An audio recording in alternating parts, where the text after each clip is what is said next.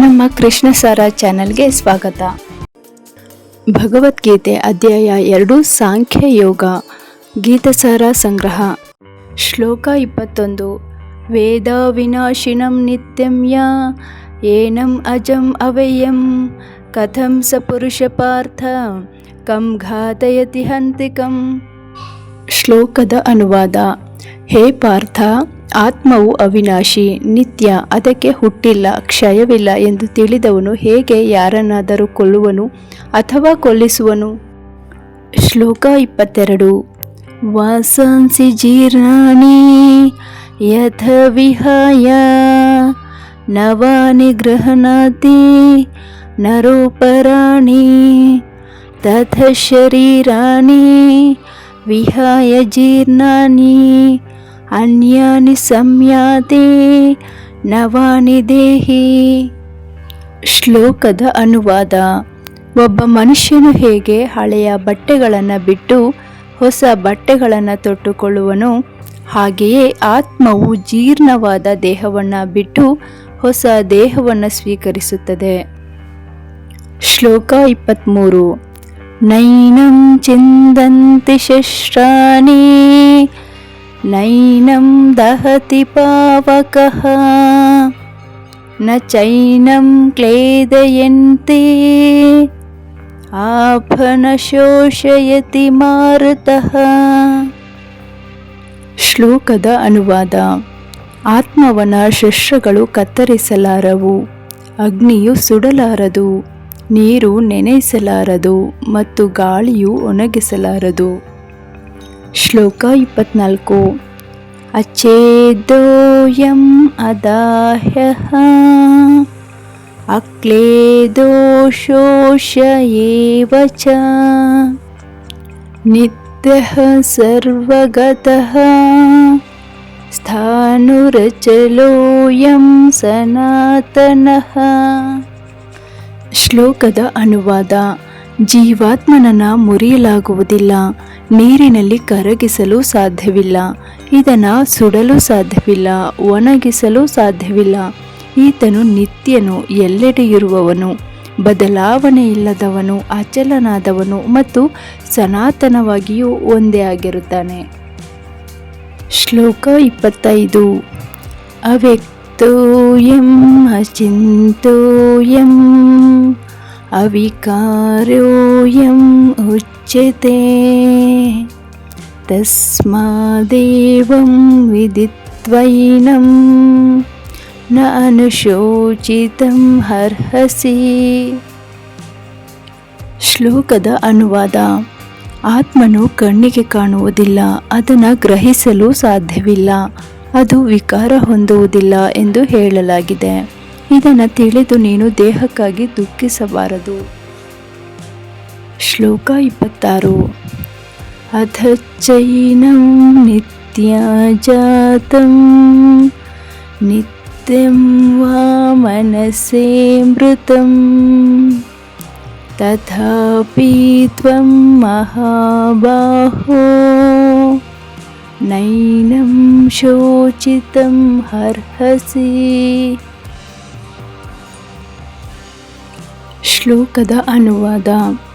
ಆತ್ಮವು ಅಥವಾ ಜೀವದ ಲಕ್ಷಣಗಳು ಸದಾ ಹುಟ್ಟುವುದೆಂದು, ಶಾಶ್ವತವಾಗಿ ಸಾಯುವುದೆಂದು ನೀನು ಭಾವಿಸಿದರೂ ಮಹಾಬಾಹುವೇ, ನೀನು ಶೋಕಿಸಲು ಕಾರಣವಿಲ್ಲ. ವೈಭಾಷಿಕ ಸಿದ್ಧಾಂತದ ಪ್ರಕಾರ ಜಡ ವಸ್ತುವಿನಿಂದ ಪ್ರತಿ ಕ್ಷಣವೂ ಎಷ್ಟೋ ಸಂಖ್ಯೆಯ ಜೀವಿಗಳು ಸೃಷ್ಟಿಯಾಗ್ತಿವೆ. ಪ್ರತಿ ಕ್ಷಣವೂ ಅವುಗಳಲ್ಲಿ ಬಹುಸಂಖ್ಯೆಯವು ನಾಶವಾಗುತ್ತಿವೆ. ಆದುದರಿಂದ ಇಂತಹ ಘಟನೆಗಳಿಗಾಗಿ ದುಃಖಿಸಲು ಕಾರಣವೇ ಇಲ್ಲ ಎಂದು ಶ್ರೀಕೃಷ್ಣನು ಅರ್ಜುನನಿಗೆ ಉಪದೇಶವನ್ನು ನೀಡ್ತಾರೆ. ಶ್ಲೋಕ 27.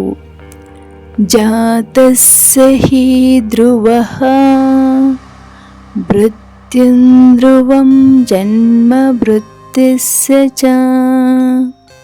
ತಸ್ಮಾತ್ ಪರಿಹಾರೇರ್ಥೇ ನ ತ್ವಂ ಶೋಚಿತುಂ ಅರ್ಹಸಿ. ಶ್ಲೋಕದ ಅನುವಾದ. ಹುಟ್ಟಿ ಹುಟ್ಟಿದವನು ಸಾಯಲೇಬೇಕು ಮತ್ತು ಮರಣಾನಂತರ ಖಂಡಿತವಾಗಿಯೂ ಮತ್ತೆ ಹುಟ್ಟುತ್ತಾನೆ. ಆದ್ದರಿಂದ ಅನಿವಾರ್ಯವಾದ ನಿನ್ನ ಕರ್ತವ್ಯ ಪಾಲನೆಯಲ್ಲಿ ನೀನು ಶೋಕಿಸಬಾರದು. ತನ್ನ ಬದುಕಿನ ಕರ್ಮಗಳಿಗೆ ಅನುಗುಣವಾಗಿ ಯಾರೇ ಆಗಲಿ ಜನ್ಮ ತಾಳಲೇಬೇಕು. ಕರ್ಮಗಳ ಒಂದು ಅವಧಿಯನ್ನು ಮುಗಿಸಿದ ಮೇಲೆ ಅವನು ಮತ್ತೆ ಹುಟ್ಟುವುದಕ್ಕಾಗಿ ಸಾಯಲೇಬೇಕು. ಹೀಗೆ ಮನುಷ್ಯನು ಮುಕ್ತಿಯಿಲ್ಲದೆ ಹುಟ್ಟು ಸಾವುಗಳ ಒಂದು ಚಕ್ರದ ಅನಂತರ ಮತ್ತೊಂದು ಚಕ್ರದಲ್ಲಿ ಸಾಗುತ್ತಾನೆ. ಆದರೆ ಹುಟ್ಟು ಸಾವುಗಳ ಈ ಚಕ್ರವು ಅನಗತ್ಯ ಕೊಲೆ, ಪ್ರಾಣಿವಧೆ ಮತ್ತು ಯುದ್ಧಗಳನ್ನು ಸಮರ್ಥಿಸುವುದಿಲ್ಲ.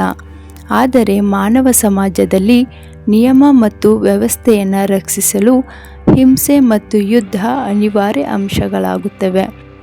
ಆದ್ದರಿಂದ ಧರ್ಮ ರಕ್ಷಣೆಗಾಗಿ ಕುರುಕ್ಷೇತ್ರ ಯುದ್ಧವು ಅನಿವಾರ್ಯ ಎಂಬುದನ್ನು ಶ್ರೀಕೃಷ್ಣನು ಅರ್ಜುನನಿಗೆ ಇಲ್ಲಿ ವಿವರಿಸಿದ್ದಾರೆ. ಶ್ಲೋಕ 28. ಅವ್ಯಕ್ತಾದೀನಿ ಭೂತಾನಿ ವ್ಯಕ್ತಮಧ್ಯಾನಿ ಭಾರತ ಅವ್ಯಕ್ತನಿಧನಾನಿ ಏವ ತತ್ರ ಕಾ ಪರಿದೇವನ. ಶ್ಲೋಕದ ಅನುವಾದ: ಸೃಷ್ಟಿಯಾದ ಎಲ್ಲ ಜೀವಿಗಳು ಮೊದಲು ಕಾಣಿಸುವುದಿಲ್ಲ, ಮಧ್ಯೆ ಕೆಲ ಕಾಲ ಕಾಣಿಸುತ್ತದೆ ಮತ್ತು ನಾಶವಾದ ಮೇಲೆ ಕಾಣಿಸುವುದಿಲ್ಲ. ಹೀಗಿರುವಾಗ ಶೋಕಕ್ಕೆ ಕಾರಣವೆಲ್ಲಿದೆ? ಆತ್ಮದ ಪ್ರತ್ಯೇಕ ಅಸ್ತಿತ್ವವನ್ನು ಬಿಟ್ಟರೆ ಭೌತಿಕ ಅಂಶಗಳು ಸೃಷ್ಟಿಗೆ ಮೊದಲು ಅವ್ಯಕ್ತವಾಗಿರುತ್ತವೆ. ಆಕಾಶದಿಂದ ವಾಯುವು ಉತ್ಪತ್ತಿಯಾಗುವಂತೆ, ವಾಯುವಿನಿಂದ ಅಗ್ನಿಯು, ಅಗ್ನಿಯಿಂದ ನೀರು ಉತ್ಪತ್ತಿಯಾಗುವಂತೆ ಮತ್ತು ನೀರಿನಿಂದ ಭೂಮಿಯು ವ್ಯಕ್ತವಾಗುವಂತೆ ಈ ಸೂಕ್ಷ್ಮ ಅವ್ಯಕ್ತ ಸ್ಥಿತಿಯಿಂದ ವ್ಯಕ್ತತೆಯು ಉಂಟಾಗುತ್ತದೆ. ಉದಾಹರಣೆಗೆ, ಭೂಮಿಯಿಂದ ರೂಪ ತಳುವ ಗಗನಚುಂಬಿಯನ್ನು ನೋಡಿ. ಅದನ್ನು ಹೊಡೆದು ಹಾಕಿದಾಗ ವ್ಯಕ್ತತೆಯು ಅವ್ಯಕ್ತವಾಗುತ್ತದೆ ಮತ್ತು ಕಟ್ಟಕಡೆಯ ಘಟ್ಟದಲ್ಲಿ ಅಣುವಾಗಿ ಉಳಿಯುತ್ತದೆ. ಶಕ್ತಿ ಸಾಹಿತ್ವ ನಿಯಮವೂ ಇದ್ದೇ ಇದೆ. ಆದರೆ ಕಾಲಗತಿಯಲ್ಲಿ ವಸ್ತುಗಳು ವ್ಯಕ್ತವಾಗುತ್ತವೆ ಮತ್ತು ಅವ್ಯಕ್ತವಾಗುತ್ತವೆ.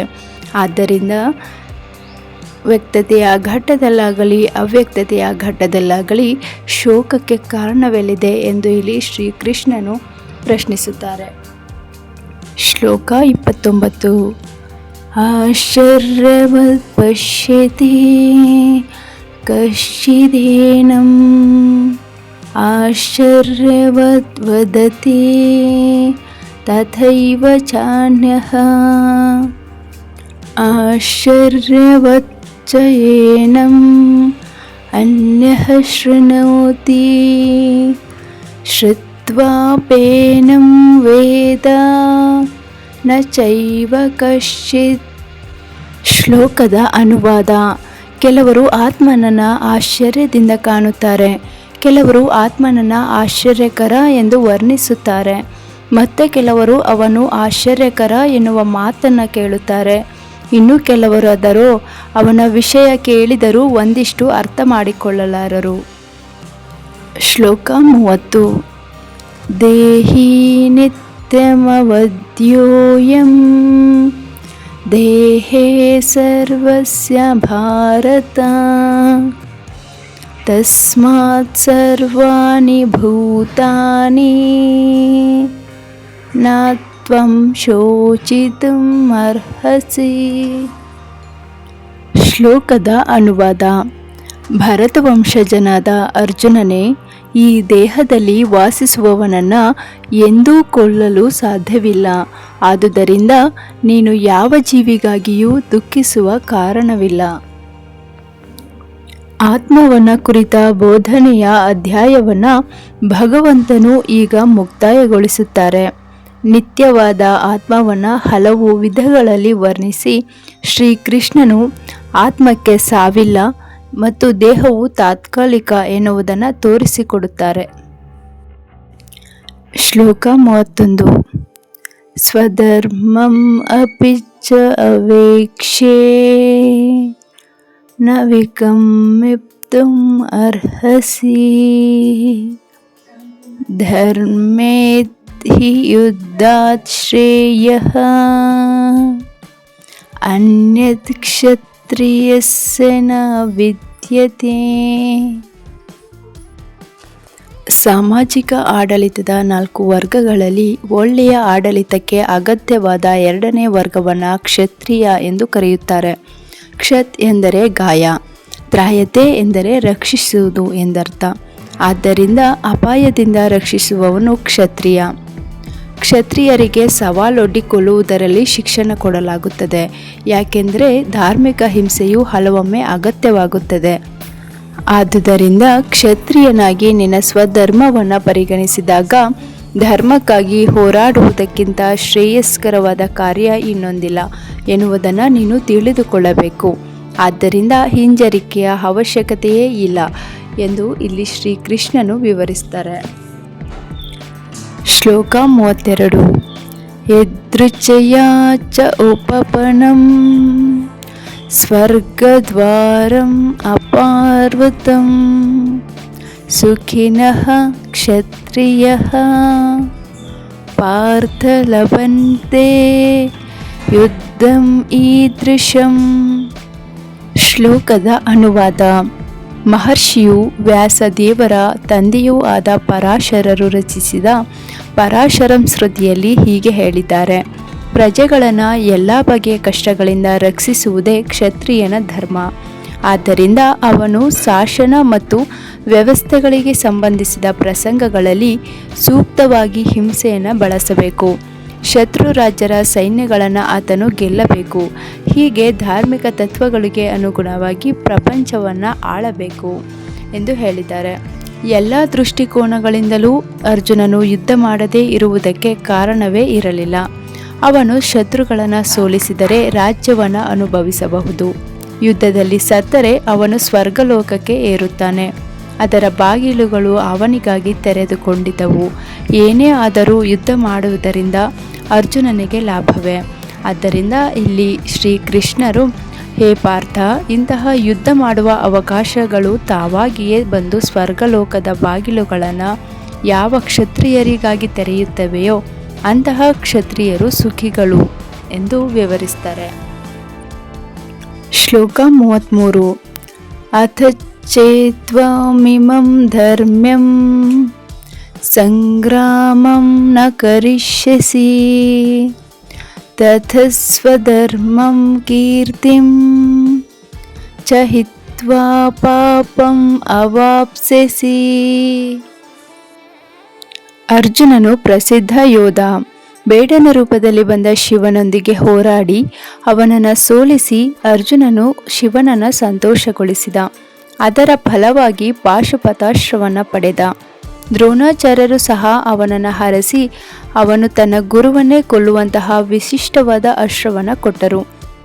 ಅರ್ಜುನನ ಸಾಕು ತಂದೆಯಾದ ಇಂದ್ರನೂ ಸೇರಿದಂತೆ ಅನೇಕ ಮಹಾ ಅಧಿಕಾರಿಯುತರಿಂದ ತನ್ನ ಶೌರ್ಯವನ್ನು ಕುರಿತು ಪ್ರಶಂಸೆಯನ್ನು ಪಡೆದಿದ್ದ. ಈಗ ಯುದ್ಧ ಭೂಮಿಯಿಂದ ಹಿಮ್ಮೆಟ್ಟಿದರೆ ಅವನು ಕ್ಷತ್ರಿಯನಾಗಿ ಸ್ವಧರ್ಮವನ್ನು ಅಲಕ್ಷ್ಯ ಮಾಡುವುದು ಮಾತ್ರವಲ್ಲ, ತನ್ನ ಕೀರ್ತಿಯನ್ನೆಲ್ಲ ಕಳೆದುಕೊಳ್ಳುವನು ಮತ್ತು ನರಕಕ್ಕೆ ರಾಜಮಾರ್ಗವೂ ಅವನ ಮುಂದೆ ತೆರೆದುಕೊಳ್ಳುತ್ತದೆ. ಹಾಗಾಗಿ ನೀನೇನಾದರೂ ಯುದ್ಧ ಮಾಡಬೇಕಾದ ನಿನ್ನ ಸ್ವಧರ್ಮವನ್ನು ಪಾಲಿಸದೇ ಇದ್ದರೆ ನಿನ್ನ ಕರ್ತವ್ಯವನ್ನು ಅಲಕ್ಷ್ಯ ಮಾಡಿದ ಪಾಪಕ್ಕೊಳಗಾಗುತ್ತೀಯೇ. ಯೋಧನಾಗಿ ನಿನ್ನ ಕೀರ್ತಿಯನ್ನು ಕಳೆದುಕೊಳ್ಳುತ್ತೀಯೇ ಎಂದು ಶ್ರೀಕೃಷ್ಣನು ಅರ್ಜುನನ ಎಚ್ಚರಿಸ್ತಾರೆ. ಶ್ಲೋಕ 34.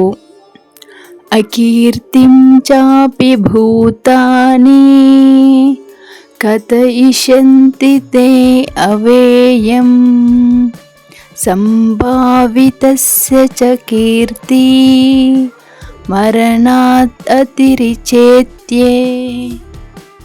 ಶ್ಲೋಕದ ಅನುವಾದ. ಜನರು ಎಂದೆಂದಿಗೂ ನಿನ್ನ ಅಪಕೀರ್ತಿಯನ್ನು ಕುರಿತು ಮಾತನಾಡುತ್ತಾರೆ. ಗೌರವಾರ್ಹನಾದವನಿಗೆ ಅಪಕೀರ್ತಿಯು ಸಾವಿಗಿಂತ ಕೇಡು. ಭಗವಾನ್ ಶ್ರೀಕೃಷ್ಣನು ಅರ್ಜುನನಿಗೆ, ಅರ್ಜುನ, ಯುದ್ಧ ಪ್ರಾರಂಭವಾಗುವ ಮೊದಲೇ ನೀನು ಯುದ್ಧ ಭೂಮಿಯಿಂದ ಹೊರಟು ಹೋದರೆ ಜನರು ನಿನ್ನನ್ನು ಹೇಡಿ ಎಂದು ಕರೆಯುವರು. ಜನರು ನಿನ್ನ ವಿಷಯವಾಗಿ ಕೆಟ್ಟ ಮಾತನಾಡಬಹುದು. ಯುದ್ಧ ಭೂಮಿಯಿಂದ ಓಡಿ ಹೋಗಿ ನಿನ್ನ ಜೀವವನ್ನು ಉಳಿಸಿಕೊಳ್ಳುತ್ತೀ ಎಂದು ನೀನು ಭಾವಿಸಿದ್ದರೆ ಅದಕ್ಕಿಂತ ಯುದ್ಧದಲ್ಲಿ ನೀನು ಸಾಯುವುದೇ ಉತ್ತಮ ಎಂದು ನನ್ನ ಬುದ್ಧಿವಾದ.